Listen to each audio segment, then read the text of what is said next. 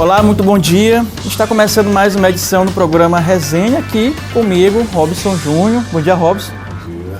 E hoje o nosso entrevistado é o secretário de Estado de Indústria, Comércio e Energia, Simplício Araújo.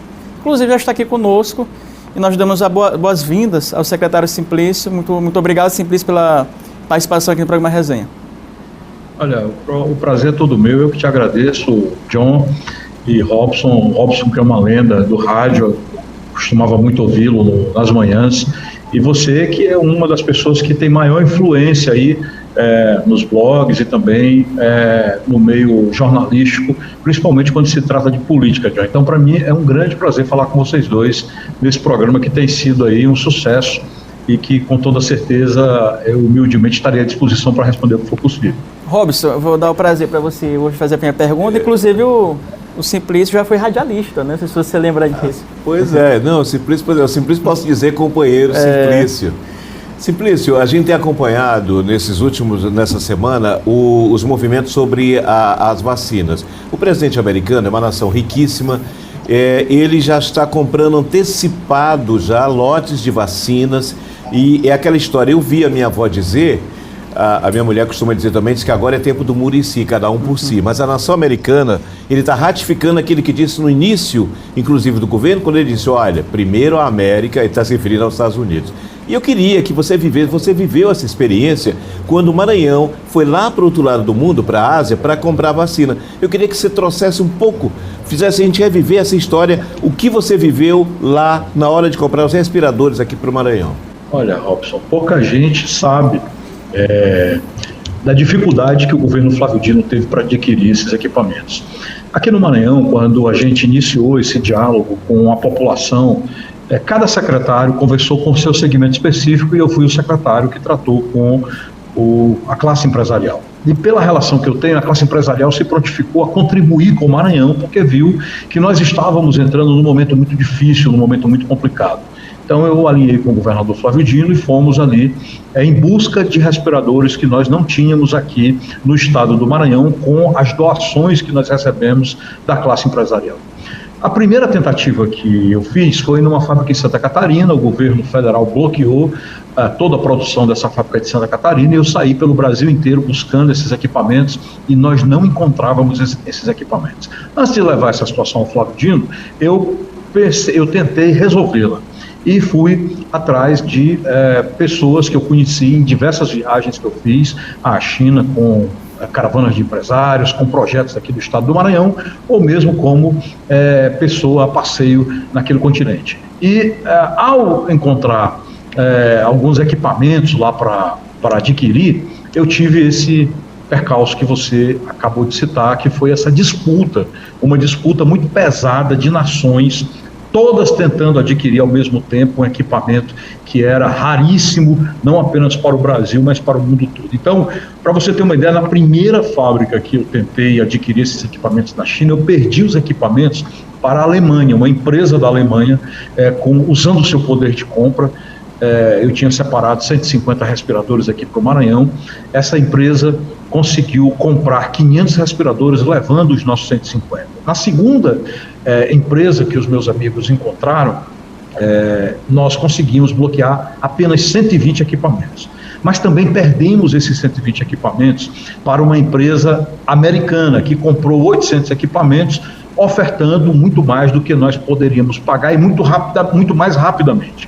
Foi quando eu me socorri com o Grupo Mateus e com a empresa Vale, que tem base nos Estados Unidos, para que eles, com os meus amigos, comprassem os equipamentos, retirassem esses equipamentos, porque aí a gente já tinha uma outra ameaça, além dessa ameaça do poderio financeiro.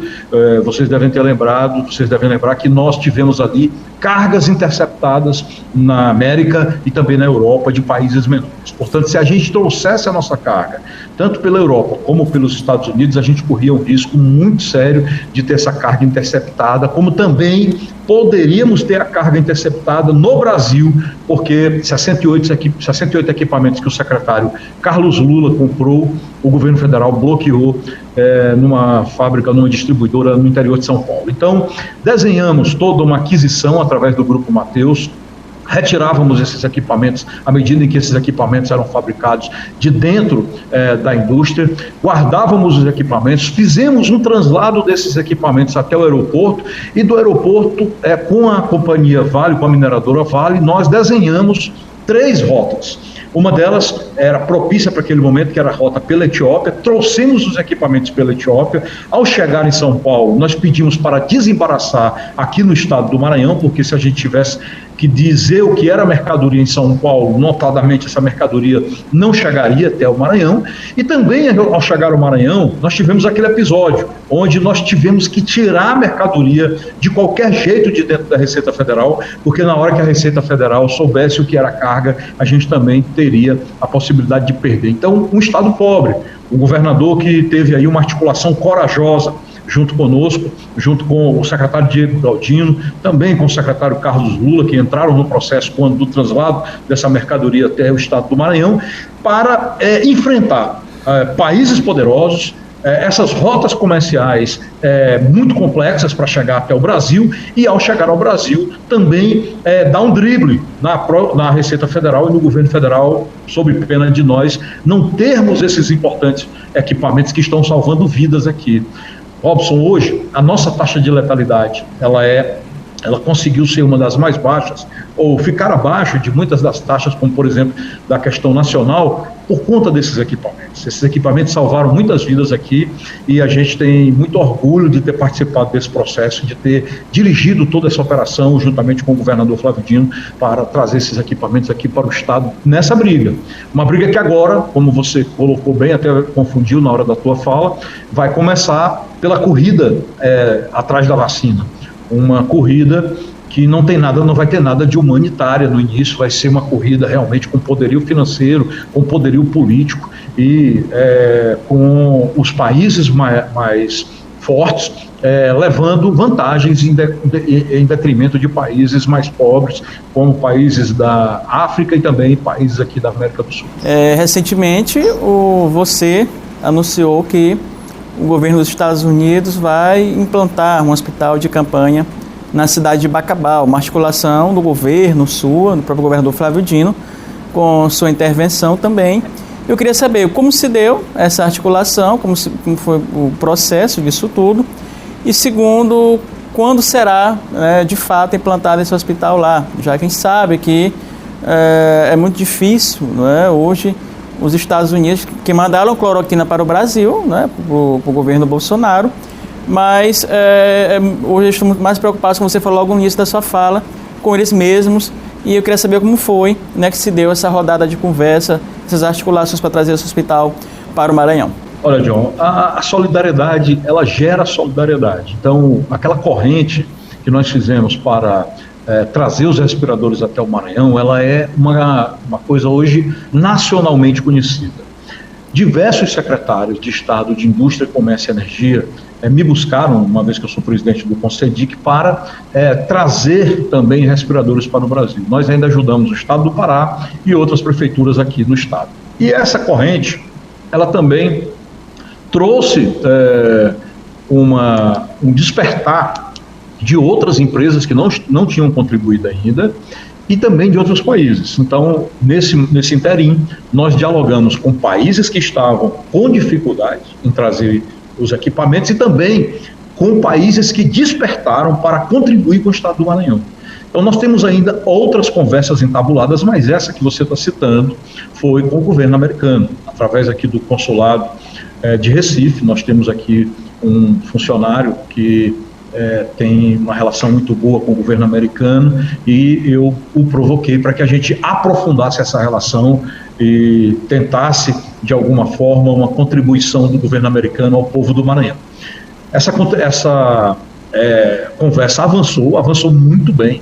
Nós conversamos com o cônsul brasileiro aqui em Recife, também com o embaixador. Inclusive na segunda-feira agora tivemos uma reunião, eu e o governador, com o cônsul e o embaixador, tratando dessas doações, porque as doações serão de EPIs, de materiais de limpeza específicos para o Covid, também de cestas básicas e de um hospital de campanha com 40 leitos, todo equipado, né, com os leitos, com os ar-condicionados, com um grande gerador, com equipamentos básicos, que vai ser instalado depois que eu e o governador tivemos uma discussão olhando para os números, tivemos um debate olhando para os números, na cidade de Bacabal, porque é uma cidade que realmente está necessitando, em virtude da sua própria população e também da população do entorno, porque é uma região muito populosa.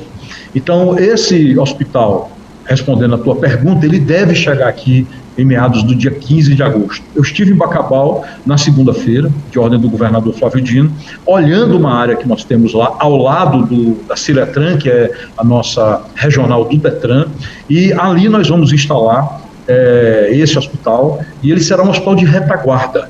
Nós vamos, John, tentar usar o hospital que nós temos lá, que é o Hospital Laura Vasconcelos. Estou falando aqui, mas isso só será confirmado, porque eu não sou secretário de saúde. O secretário de saúde é o nosso nobre e respeitoso colega Carlos Lula, ele que vai realmente definir como é que esse hospital vai ser implantado. Mas a ideia inicial é usá-lo como retaguarda do Hospital Laura Vasconcelos para dar vazão a essas cirurgias, né, que ficaram represadas em virtude do atendimento exclusivo do Covid. E depois desse trabalho de retaguarda, ele será integrado ao patrimônio do povo do Maranhão e poderá ser usado em outras ocasiões, como, por exemplo, John, nas enchentes, nesses problemas localizados que nós temos aqui e ali, e não tínhamos uma unidade como essa, que vai ser de grande valia para a assistência ao nosso povo aqui no Maranhão. Como é que está o diálogo com setores que ainda não foram liberados? A gente tem números, como você falava, números muito bons no Maranhão.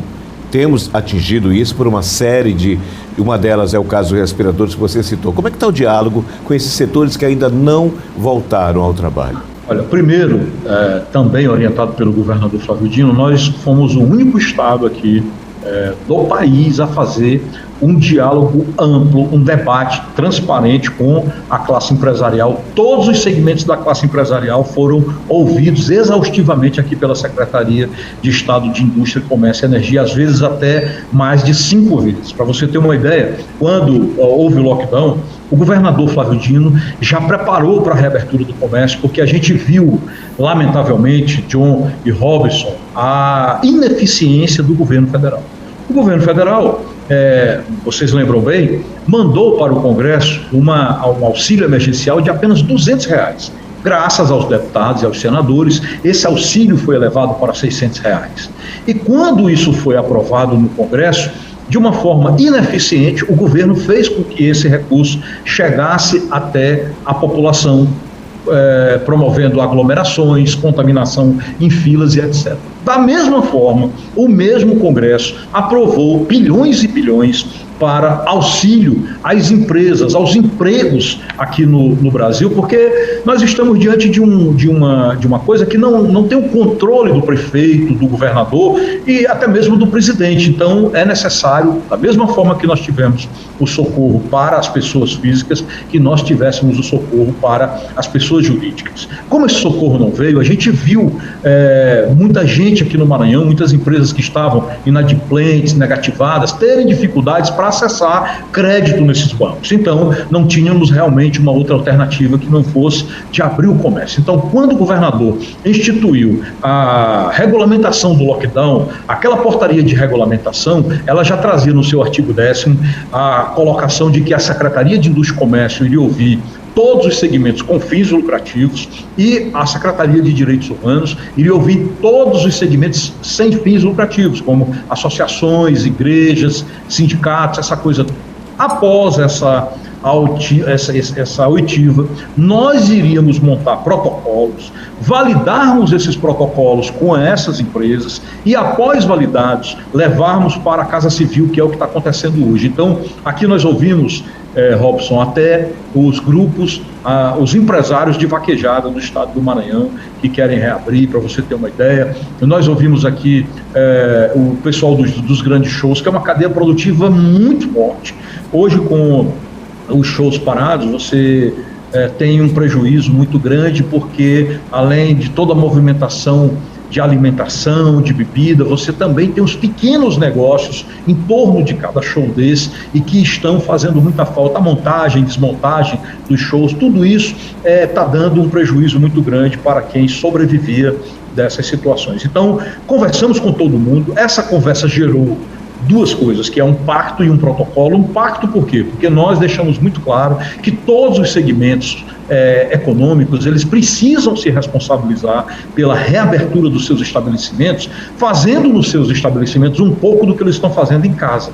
Em casa a gente está muito mais qualitativo, muito mais zeloso, muito mais higiênico e muito mais cauteloso para que esse vírus não entre, não adentre as nossas casas. Então, isso também precisa ser feito nos nossos empreendimentos para a proteção dos nossos funcionários, para a proteção dos nossos clientes. E um protocolo, porque cada segmento específico, Robson e John, tem um protocolo. Nós criamos aqui, a partir dos quinais, né, de todos os estabelecimentos do Maranhão, nós criamos um protocolo geral, que todo mundo tem que obedecer esse protocolo. É aquele que você chega lá, hoje, na frente dos estabelecimentos e tem lá aquela quantidade de pessoas, por exemplo, que pode adentrar cada loja, e o específico, porque não tem como eu tenho um procedimento para uma loja de eletro igual a um restaurante. O restaurante tem um protocolo específico para ele, como outros segmentos econômicos também têm esses procedimentos.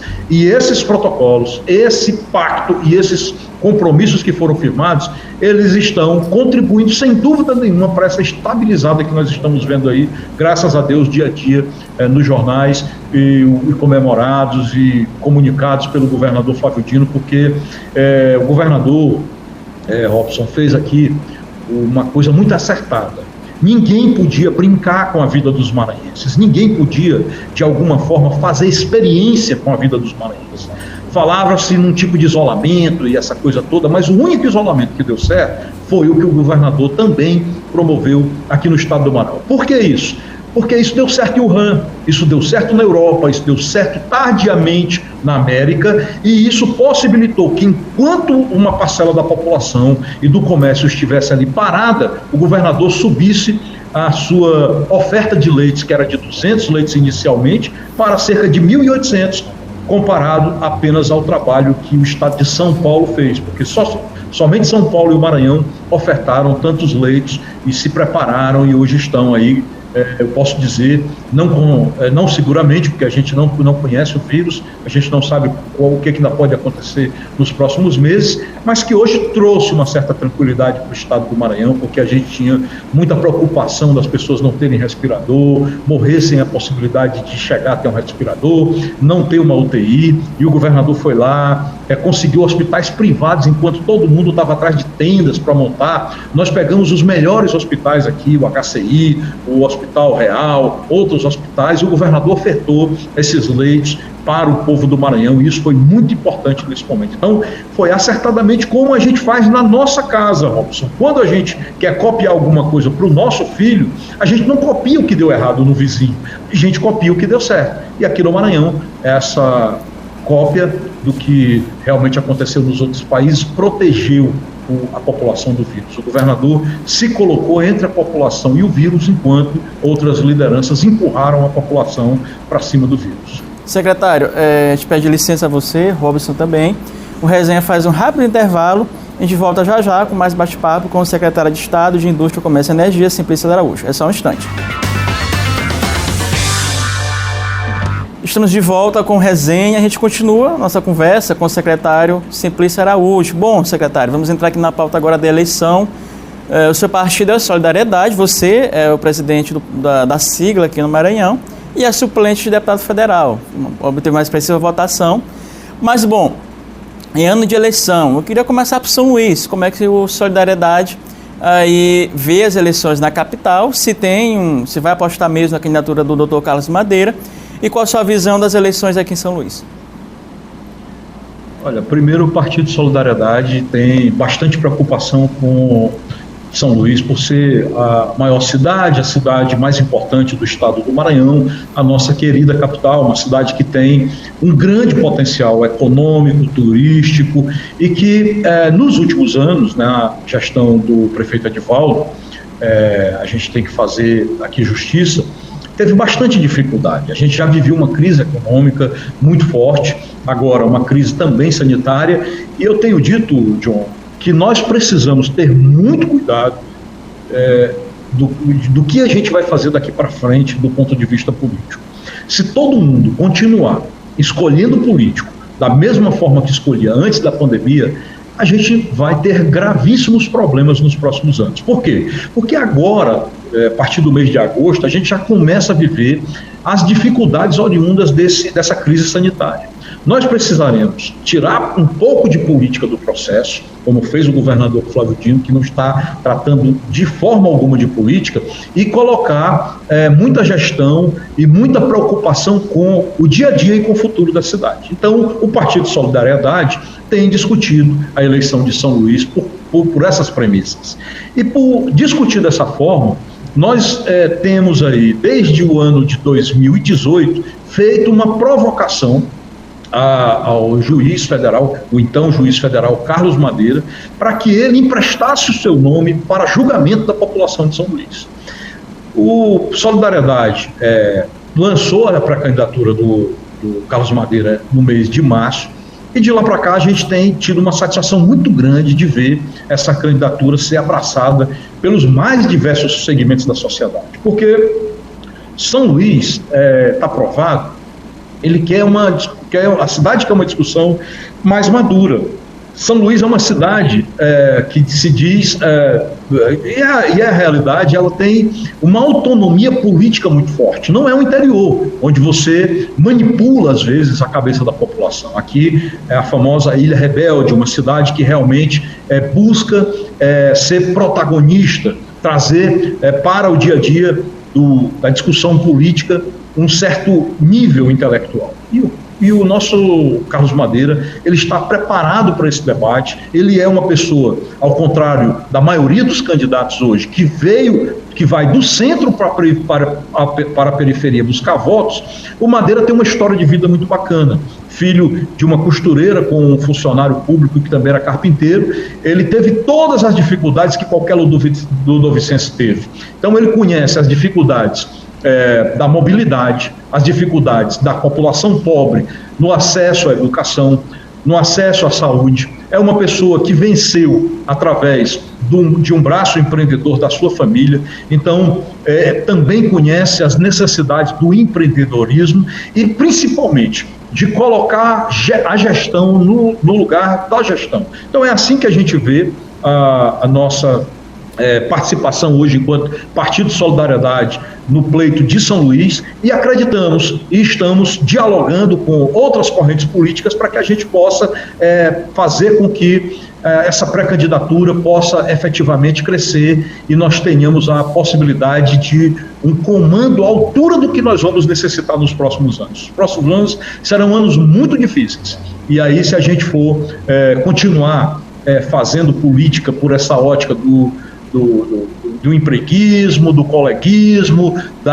de usar a Prefeitura de São Luís como um trampolim para outros projetos políticos, a gente vai ter toda a capacidade turística, comercial, social, toda a capacidade da nossa capital realmente colocada de lado em prol de um projeto. Eu até lamento muito o que eu estou vendo nos últimos dias, que pessoas, John, achando que coordenam a vontade da população, do povo de São Luís, coordenam a vontade do povo de São Luís. O povo de São Luís que coordena o processo político, e não o político que coordena a vontade do povo de São Luís. Então, com muita humildade, nós estamos levando o nome do nosso pré-candidato. Ele tem encantado muita gente com o linguajar, com a forma com que ele se coloca, que é uma coisa bem ludovicense, ao contrário de muita gente que não tem nem identidade com a cidade nesse momento.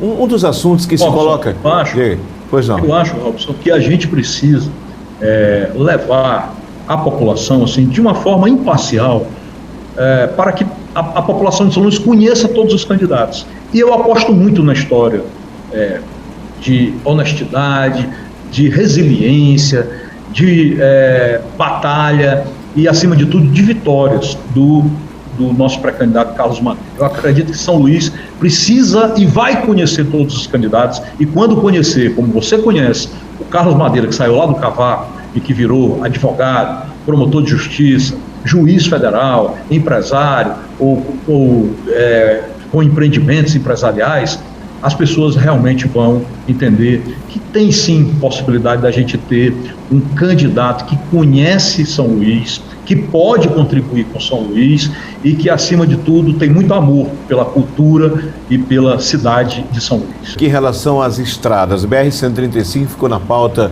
muito tempo, nosso programa de rádio sempre se falava sobre isso. Eu queria saber como é que está essa história, essa relação com o Exército. Sempre que a gente diz, olha, se o Exército entrar para fazer essa obra, a coisa vai acontecer, acontece. Como é que está esse contato com o Exército para 135, a BR? Olha, na verdade ali tem dois trechos, né? Tem um trecho que está assim, agora com o Exército, e outro trecho que é com uma empresa privada. O trecho que está com a empresa privada, ele está sendo refeito. Há cerca de um ano atrás, já agora no governo Bolsonaro, o trecho foi feito e não durou 6 meses. E a gente viu que ficou totalmente acabado. Eu nunca tinha visto uma estrada que tinha sido construída se acabar em 6 meses como a estrada se acabou. Agora nós temos uma empresa privada que realmente está fazendo um grande serviço. Eu passo ali pelo menos uma vez por semana e eu tenho aplaudido muito o trabalho que está sendo feito agora. E quanto ao Exército, nós temos um diálogo há cerca de 2 anos já, o Exército com muita dificuldade para conseguir um local, para conseguir água, para conseguir energia, e eu me prontifiquei e resolvi praticamente todos os problemas em nome do governo Flávio Dino para que a gente tivesse a implantação do Exército, que a gente, como eu sempre digo, para a gente não importa quem vai resolver o problema, o que importa é que resolva o problema. E sendo o Exército, como você colocou, a gente sabe que as obras que o Exército tem feito, o próprio governo do Maranhão chegou a ter lá atrás um contrato com o governo, com o Exército, para resolver o problema de uma estrada aqui perto de São João dos Patos. Então, o Exército resolverá primeiro de Bacabeira até São Luís, aquela parte que não foi feita na duplicação, depois vai consertar a duplicação que já está sendo afetada por conta do tráfego intenso só numa via, e em seguida fará a duplicação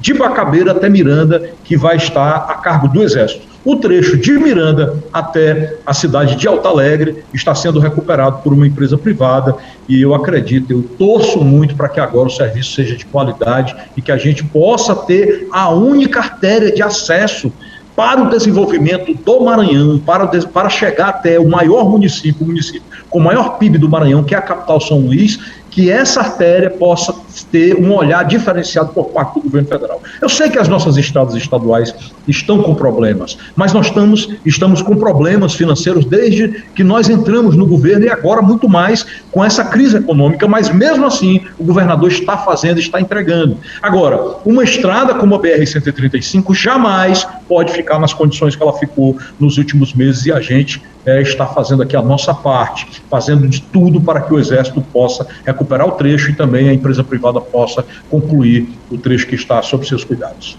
Ok, secretário Simplício, te agradece muito sua presença aqui no programa Resenha. Robson também te agradece mais uma vez estar conosco. E o Resenha fica por aqui. Um ótimo fim de semana para você e até o próximo sábado. Até lá.